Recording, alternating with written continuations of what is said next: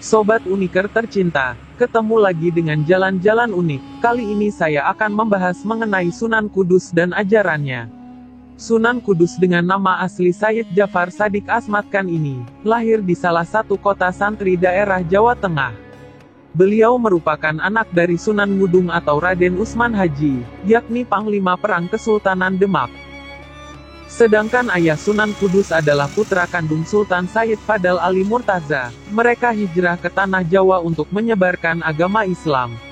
Perjalanan ayah Sunan Kudus juga berkaitan erat dengan Sunan Ampel yang pada saat itu mengajarkan ilmu agama kepada Sunan Kudus.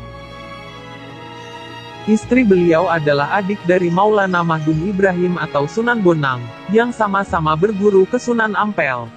Dan beliau menikah dengan anak Sunan Ampel yaitu Siti Syarifah Nyai Ageng Maloka. Selain itu Sunan Kudus juga berguru kepada Kiai Telingsing, yakni ulama yang berasal dari China untuk menyebarkan Islam bersama Laksamana Cheng Ho. Jafar Shadiq memiliki kecerdasan luar biasa, sehingga menduduki posisi yang penting di Kesultanan Demak.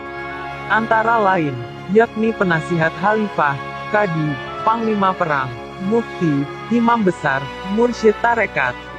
Selain itu Sunan Kudus juga berguru bersama Sunan Muria, kepada Sunan Ngerang atau Ki Ageng Ngerang, yaitu kakek dari Ki Ageng Mertani atau Juru Mertani yang merupakan pemikir utama terbentuknya Mataram.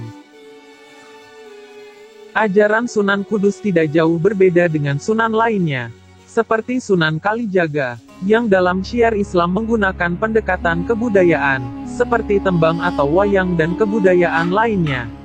Dalam melakukan dakwah, Sunan Kudus sangat berhati-hati. Hal ini disebabkan masyarakat pada waktu itu masih kuat dalam menganut agama Hindu dan Buddha.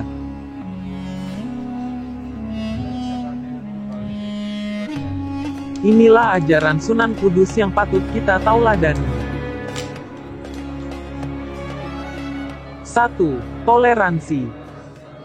Sunan Kudus meminta kepada masyarakat agar tidak menyembelih sapi pada saat Idul Adha. Hal ini disebabkan karena binatang sapi sangat dihormati oleh masyarakat Hindu Buddha pada waktu itu. Sebagai gantinya, Sunan Kudus menyarankan agar menyembelih kerbau sebagai hewan kurban. Kepercayaan tersebut masih dilakukan oleh masyarakat Kudus hingga sekarang.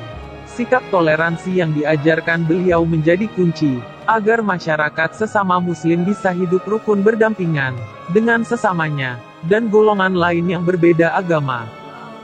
2. Gus Jigang.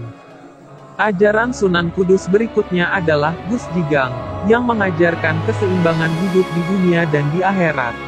Ajaran ini selalu ditanamkan kepada semua santrinya di sekitar kota Kudus dan sekitarnya. Gus Jigang adalah singkatan dari bagus, ngaji dan dagang. Gus berarti bagus akhlaknya, Ji, yang berarti rajin mengaji dan Gang, yang berarti pandai dagang. Maksud dari ajaran Sunan Kudus ini adalah selain mementingkan duniawi, tentu saja harus diimbangi dengan kehidupan untuk akhirat, sebagaimana yang tersirat dalam ajaran Gus Jigang tersebut. Maka jangan heran jika kota Kudus adalah kota yang memiliki perkembangan ekonomi yang sangat pesat. Sampai saat ini kota Kudus masih terkenal dengan kemajuan ekonominya sebagai kota kretek.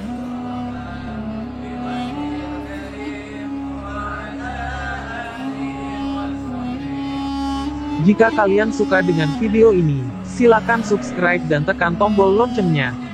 Terima kasih.